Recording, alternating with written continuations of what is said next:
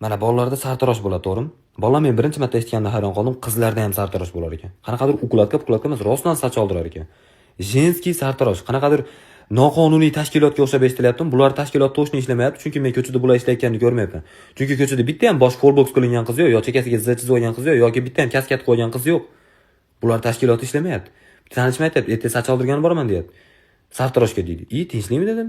Pitlab ketdingmi yo rak olib oldingmi xudo xohlasa desam, yo'q deydi, soch oldiraman deydi. Quloqqa g'alati eshitilyapti. U talab bitoshni o'zim kontrol o'ynayotganingizda qayerda olding info bersiz. Mashetta deydi. Men haligacha bilmayman-da aslida mashetta degan pozitsiya qayerdaligini. Hali qiz oldirib keldi. Rostdan hech narsa o'zgarmagan. Men sraz tushundim. Bu dunyodagi eng oson kasb. Bu kasbda odamlarni aldash oson.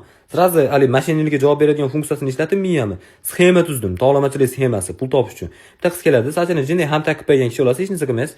Sizdan 100 ming so'm bo'ldi, mo'ylovni ham qo'shib olsa 100 ming so'm bo'ladi. Yo qolaversinmi deb yaz. Qaysi qiz qolaversin o'stiryapman deydi. Mo'ylov yo'q bo'lsa ham oldiramiz deydi. Ne za что 200 ming olasiz?